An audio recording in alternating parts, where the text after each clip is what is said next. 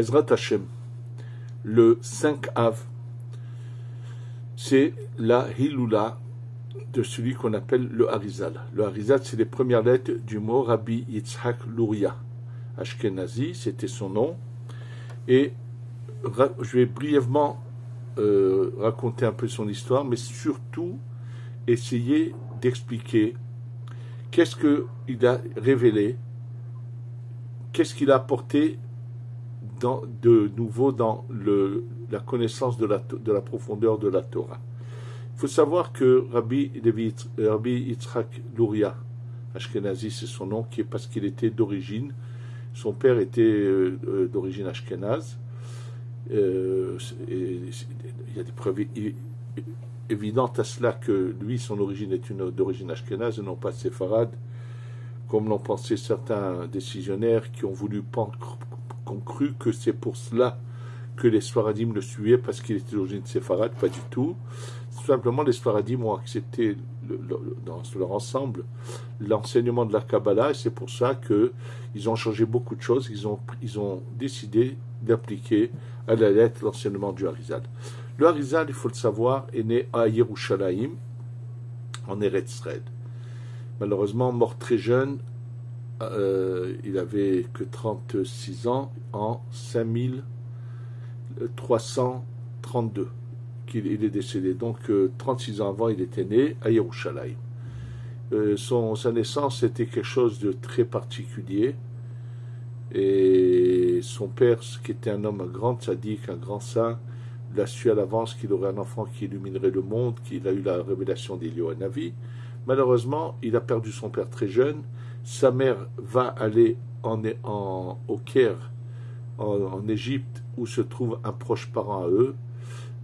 L'auteur de d'un livre très connu qui s'appelle La Shita Mekubetzet, écrite par Betzalel Ashkenazi, qui sont de la famille, où il va grandir, et bien sûr, il va devenir tout de suite quelqu'un de prodige. Il va étudier la Torah avec un tel amour, il va grandir, il va arriver il va non seulement apprendre la Torah écrite, le Talmud Babli et tout ce qui est autour, il apprend également le Zohar, et bien sûr, il va chercher à tout prix à comprendre la profondeur. Il faut savoir que un de ses maîtres qui lui a enseigné, qui lui a donné une approche dans cela, un de ceux qui était presque contemporain à lui, qui était un peu avant lui, c'était Rav Moshe Cordovero.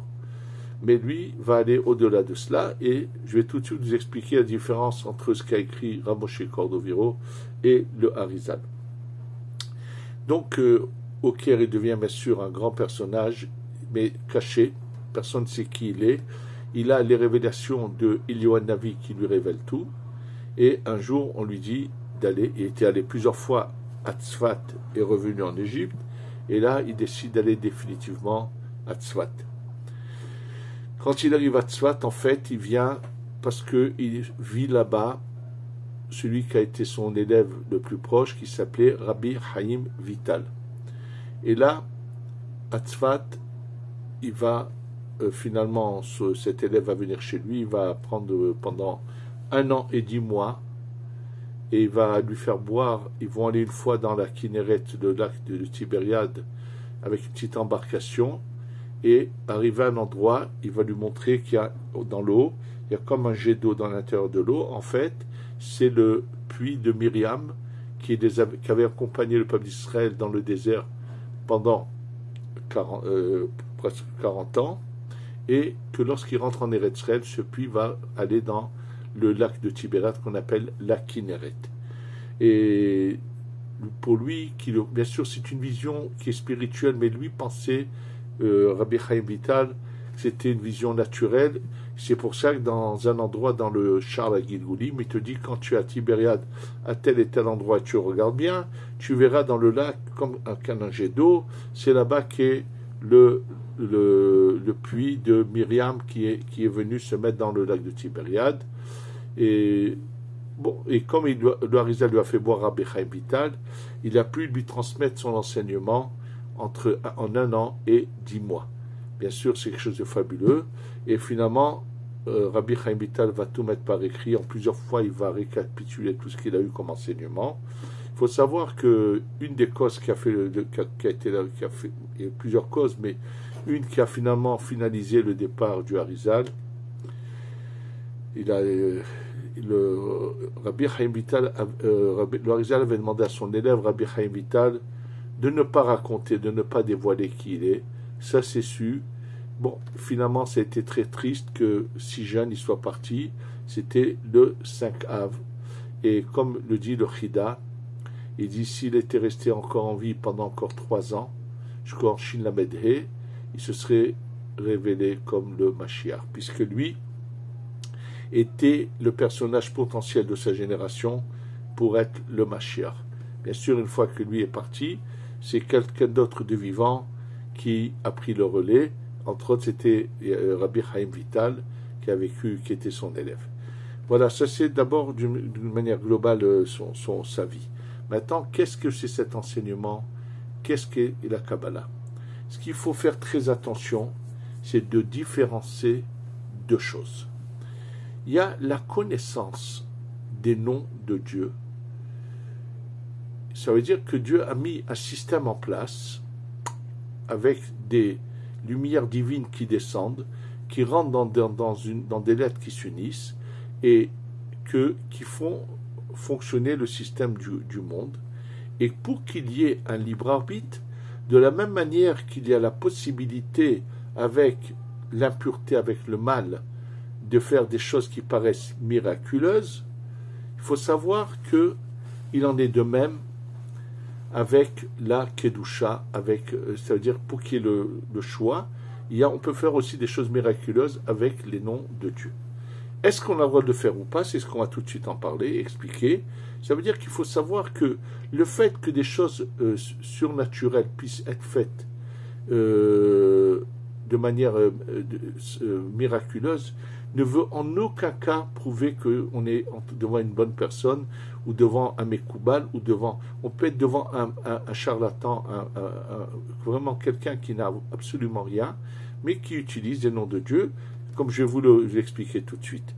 Juste pour que vous compreniez bien les choses, je me souviens, il y a à peu près un peu moins de 50 ans, 48 ans environ, je ne me rappelle pas, et j'ai eu une fois l'occasion, quand je me trouvais encore, avant de venir en Eretz Israël, j'étais au collège du Rav Cohen à Marseille, et il y avait un monsieur, un bon français, qui a emmené sa culture, il venait nous vendre ce qu'il avait je ne sais pas ce que c'était.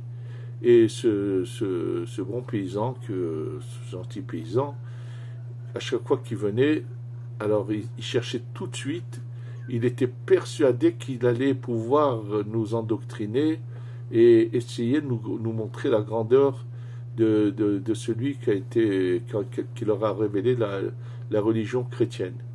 Donc, qu'est-ce qu'il s'est mis à me raconter? En me voyant, quand je suis venu lui acheter, il emmenait des choses dans la cour du collège pour vendre.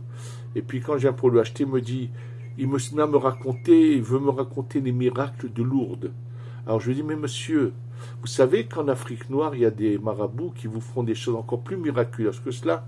Il me dit, oui, mais eux, c'est le Satan. Et je lui dis, et monsieur, qui dit que ce que vous voyez à Lourdes, c'est pas le Satan? Ça veut dire que le fait qu'on voit des choses surnaturelles ne veut absolument rien dire. Et il en est de même dans notre milieu à nous, des gens avec apparence religieuse et tout, qui peuvent apparemment faire des choses, comment on appelle ça, miraculeuses. Sachez que ce qu'ils font, il faut en aucun cas aller les voir ni les suivre.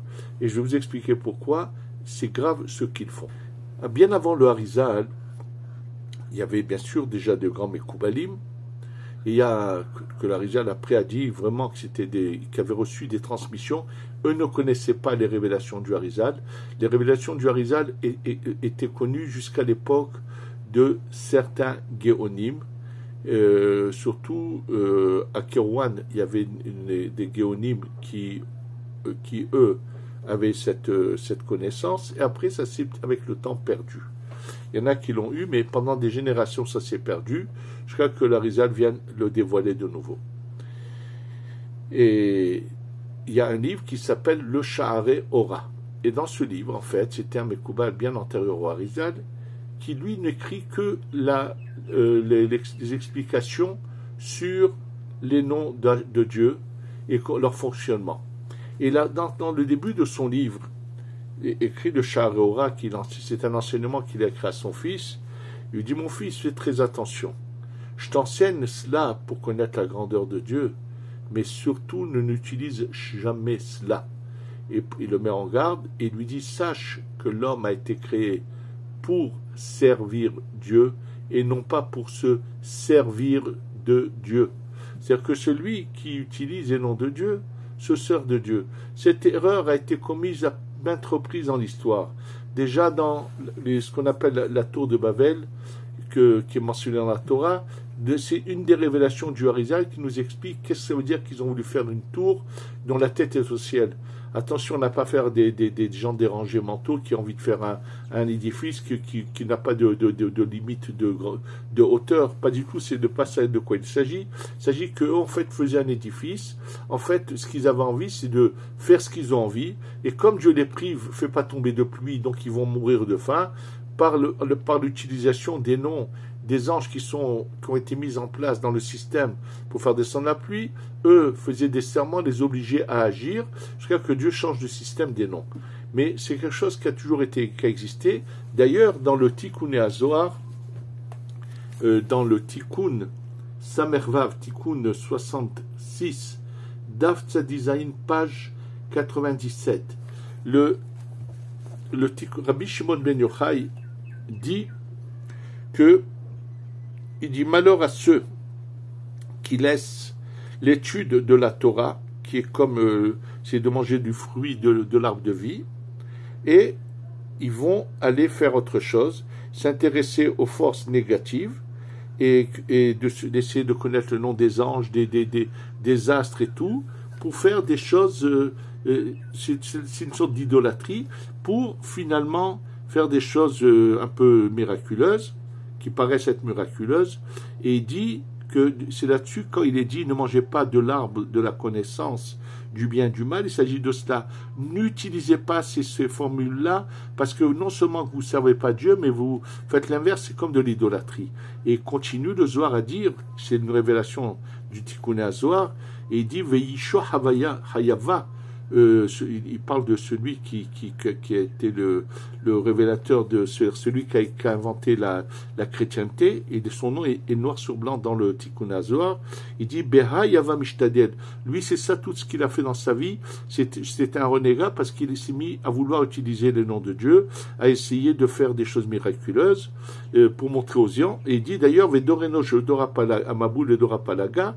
Il dit: c'est comme ce qu'ils ont fait la génération de Enoch, de la génération du déluge et la génération de la tour de Babel, et donc finalement Kadosh Baruch Hu les a déracinés de là, et il dit la gravité des choses.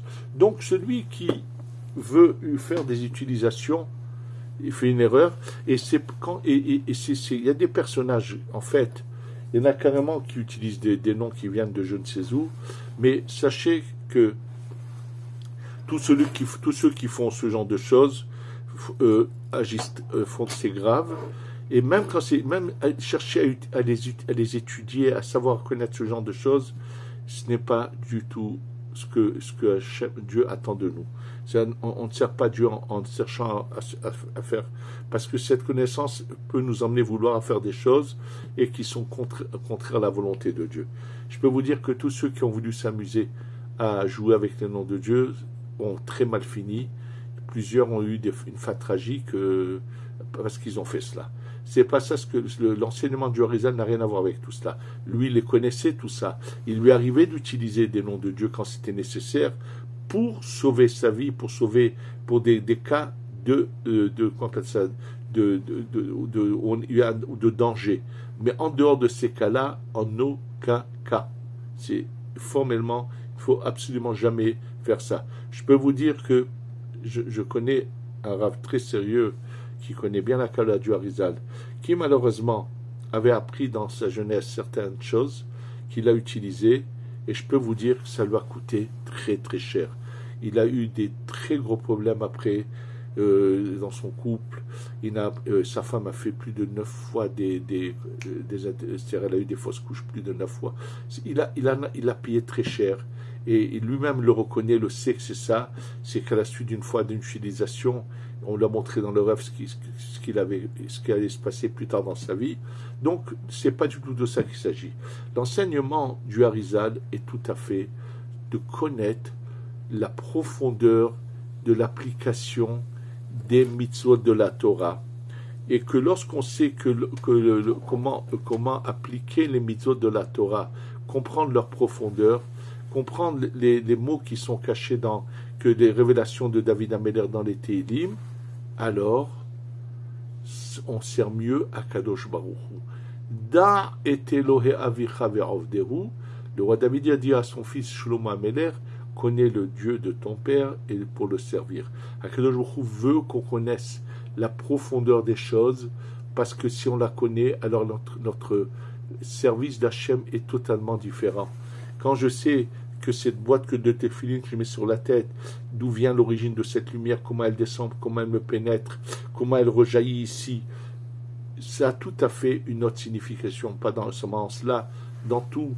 Lorsque je récite les mots de Shema Israël, Adonai Eloheinu Adonai Echad, et je sais quelle pensée il faut avoir sur chacun de ces mots-là, que lorsque je prends le mot Shema, je sais qu'il faut le partager en deux, et voir Shem Ayin, et la pensée que je dois avoir dans chacune de ces lettres, et ainsi de suite, et faire monter à travers tout cela les parcelles de lumière perdues au plus haut niveau, et en faire descendre des lumières, et les répandre de manière beaucoup en puissance dans ce monde.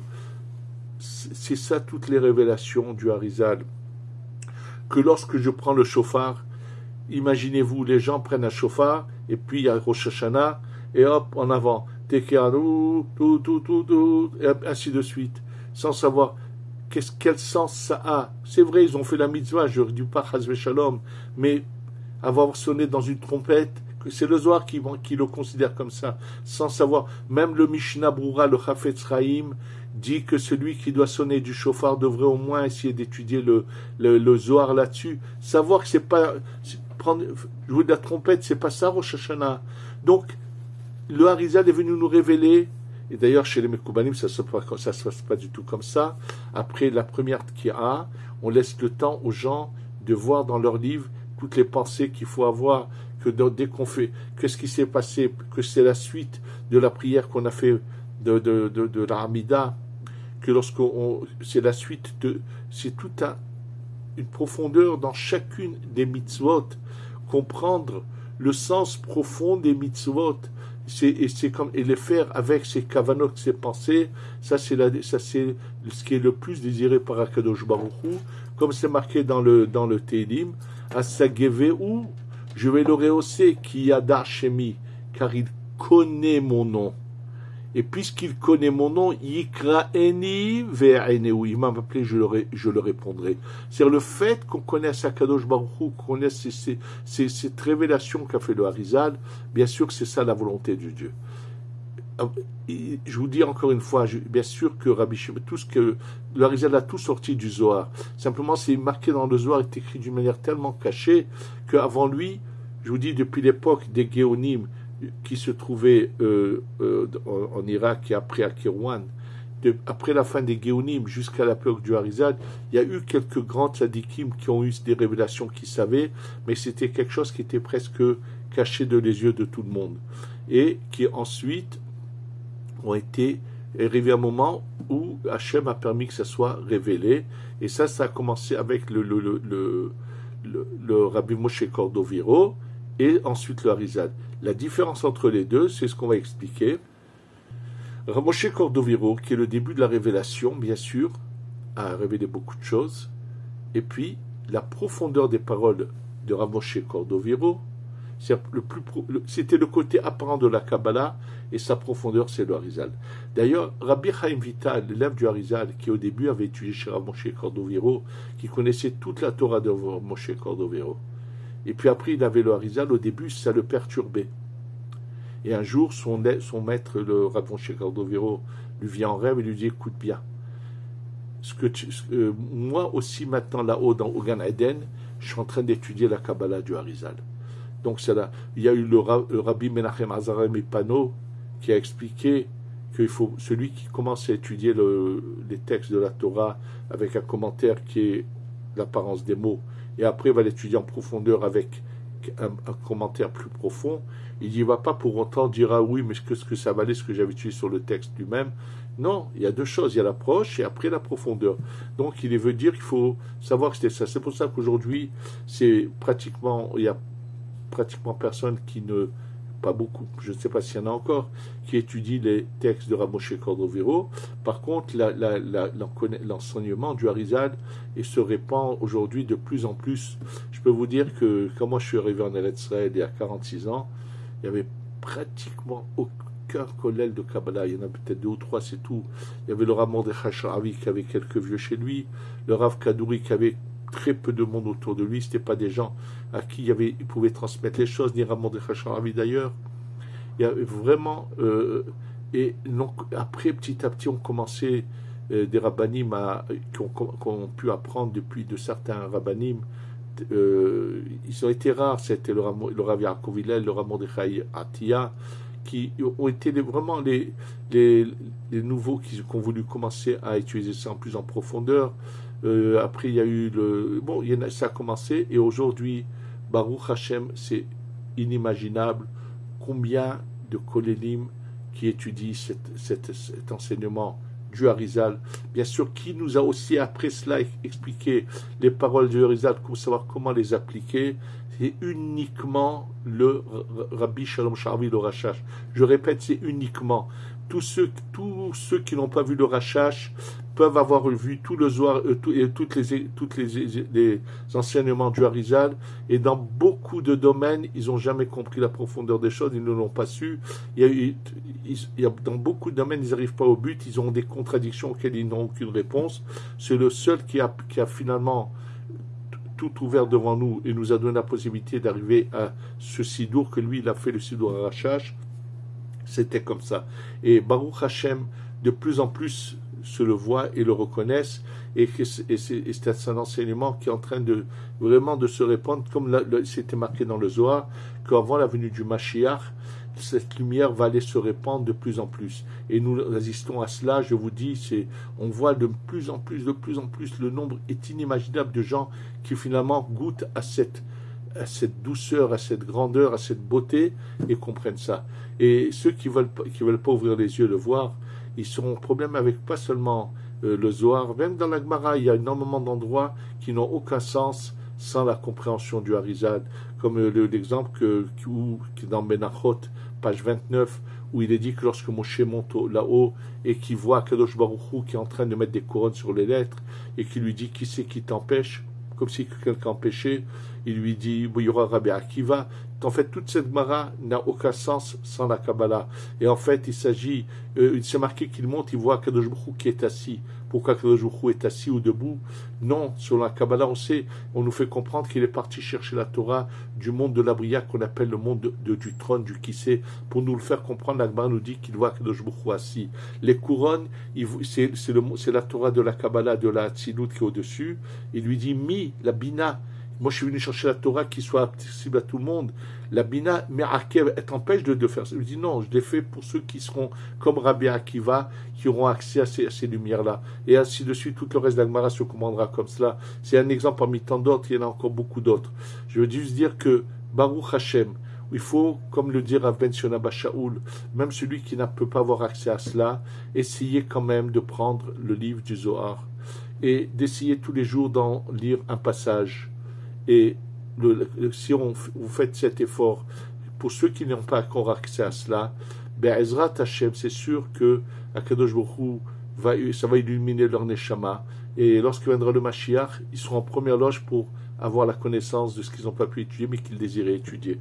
Fasse que cette lumière qui était cachée dans la Torah, qui est en train de se révéler, va en s'amplifiant pour qu'on ait bientôt la Gula Shelema, Shetavo, Bimera, Be'amenu, Amen, Ve, Amen. Gloria,